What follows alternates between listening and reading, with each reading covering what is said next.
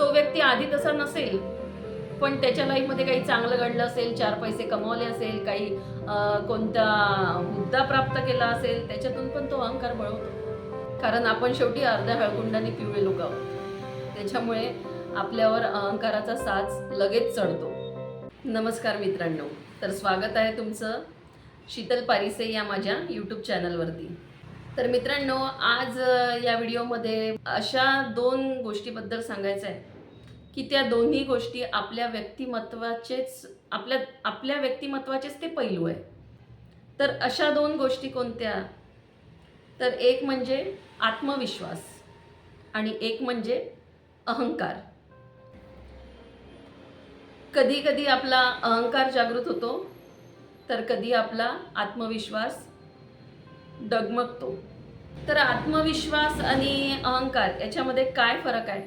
आत्मविश्वास ही एक सकारात्मक गोष्ट आहे जिच्यापासून आपल्याला प्रेरणा मिळते, आणि अहंकार ही नकारात्मक गोष्ट आहे की जी आपल्याला इतरांपासून वेगळं करू शकते. तर आत्मविश्वास आणि अहंकार याच्यामध्ये काय फरक आहे? तर आत्मविश्वास हा जो आहे तो आपल्याला नेहमी प्रेरणा देतो. आपलं लक्ष्य, आपल्याला जे साध्य करायचं आहे त्याकडे आपल्याला तो प्रेरित करतो. तर अहंकार अशी गोष्ट आहे जी आपल्याला विचलित करते आणि आपल्याला आपण दुसऱ्यांपेक्षा श्रेष्ठ कसे किंवा आपण दुसऱ्यांपेक्षा वेगळे कसे, म्हणजे अहंकार ही जाणीव आपल्यामध्ये करून देतं. आणि हे असतेच आपल्यामध्ये, या दोन्ही गोष्टी आपल्यामध्ये सामावलेल्या आहे आणि त्या कधी कधी डोके वर काढून पाहतात. पण आता आपण कशाचा चॉईस करायचा हे आपल्यावर डिपेंड आहे. आत्मविश्वासाने काय होते?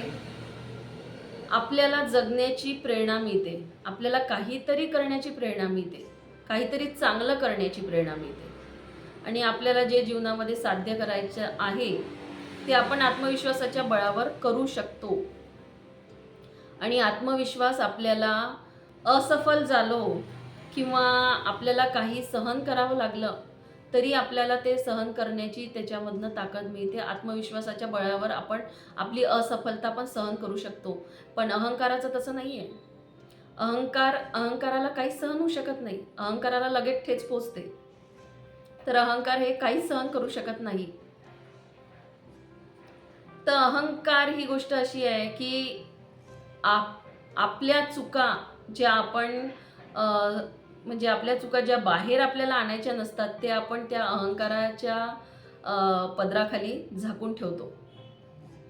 आपण कितीही चुकीचं असलं तरी नाही, मी बरोबरच आहे, माझं बरोबरच आहे, हा अहंकार आपल्याला असते. अहंकारातून गर्व, घमंड हा अहंकारातून बाहेर पडतो.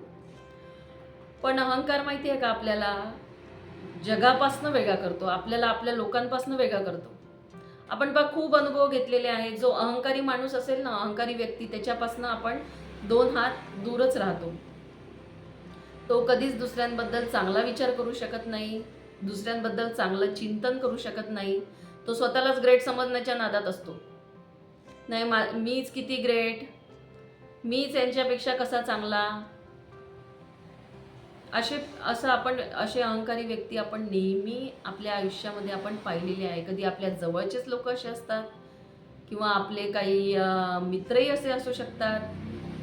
बऱ्याच गोष्टी आपण, आणि अहंकार असा आहे ना, तो कालांतराने, तो व्यक्ती आधी तसा नसेल, पण त्याच्या लाईफमध्ये काही चांगलं घडलं असेल, 4 पैसे कमवले असेल, काही कोणता हुद्दा प्राप्त केला असेल, त्याच्यातून पण तो अहंकार बळवतो. कारण आपण शेवटी अर्ध्या हळकुंडाने पिवळे लोक आहोत. त्याच्यामुळे आपल्यावर अहंकाराचा साज लगेच चढतो आणि आत्मविश्वास आपला नेहमीच डगमगतच राहतो. आत्मविश्वासातून स्वाभिमान जागा होतो. स्वाभिमान हा स्वतःच्या कर्तृत्वाचा, त्याच्यातनं स्वाभिमान म्हणजे काय? स्वाभिमान म्हणजे दुसऱ्याला कमी दाखवणं नाही किंवा स्वतःला ग्रेट समजणं पण नाही. स्वाभिमान म्हणजे स्वतःच्या अस्तित्वाची जपणूक करणं. वेळ पडली तर त्याला कोणापुढे झुकावं लागेल तरी ती व्यक्ती झुकू शकेल, असा स्वाभिमान. आणि अभिमानी पाहिला का कधीच दुसऱ्या पुढे झुकणार नाही. म्हणून माहिती आहे का, आपल्या जुन्या काळामध्ये पहा तुम्ही, जुनी जी घरं होती, कौलारू घरं म्हणा किंवा काही, त्याचं जे दार, समोरचं जे दार होतं ना, ते नेहमी ठेंगणं राहायचं. नेहमी त्याच्या खालून असं वाकून जावं लागायचं. त्याच्या मागे पण एक कारण आहे. कारण आपल्याला ती शिकवण आहे की आपल्याला झुकता आलं पाहिजे, वागता आलं पाहिजे. नाही कोणापुढे तर निदान त्या परमेश्वरापुढे तरी आपल्याला झुकता आलं पाहिजे. म्हणून नेहमी त्या जुन्या घरांची दारं ही नेहमी ठेंगणी राहायची. ते हे पण त्यामागचं एक कारण आहे.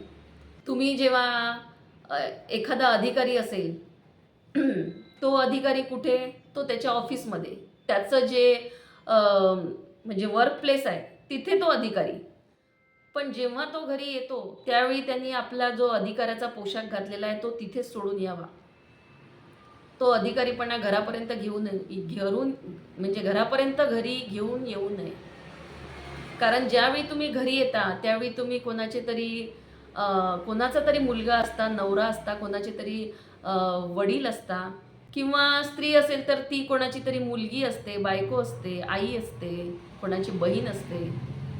तर तो जो काही अहंकारी पोशाख किंवा जो अधिकाराचा पोशाख जो आहे तो तिथेच सोडून यायचा. घरी येताना आपण आपल्या कुटुंबाचा एक हिस्सा, आपल्या मुलाबाळांचं पालक म्हणून, आपल्या आईवडिलांचं पाल्य म्हणूनच घरी या.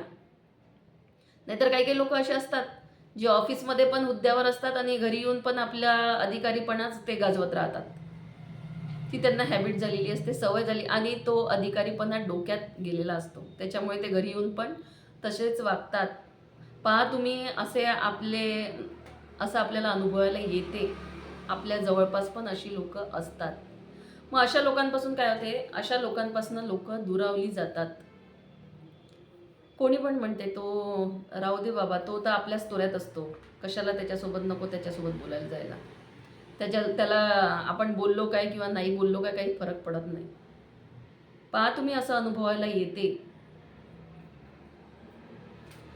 आणि काही काही लोक असे असतात जे स्वतः तर कशातच काही नसतात, पण त्यांना, आता समजा एखादी स्त्री असेल, तिचा जर नवरा चांगल्या पदावर असेल तर नोकरी तर नवरा करतो, पण अहंकार हिला चाललेला असतो की माझा नवरा एवढ्या मोठ्या हुद्द्यावर आहे, इतका पगार कमवतो. ती वाटेन तर घरीच बसलेली असते. पण अहंकार कशाचा, तर नवऱ्याच्या पगाराचा, नवऱ्याच्या पदाचा. तर अहंकार असा माणसापासून दूर करतो. आणि आत्मविश्वास जो आहे तो आपल्याला सकारात्मकतेने जगायला शिकवतो. तर अहंकार आपल्याला नकारात्मकतेकडे घेऊन जातो. म्हणून म्हटलंय की ही दोन्ही आपल्या व्यक्तिमत्वाचेच हे दोन्ही पैलू आहे. आणि आता त्यापैकी कुठल्या गोष्टीचा स्वीकार करायचा हे सर्वस्वी आपल्यावर डिपेंड आहे. आपण आत्मविश्वास बाळगायचा की अहंकार बाळगायचा हे आपण आपलं स्वतःच ठरवायचं. पण अहंकार विभाजनकारी आहे, तर आत्मविश्वास हा जोडणारा आहे.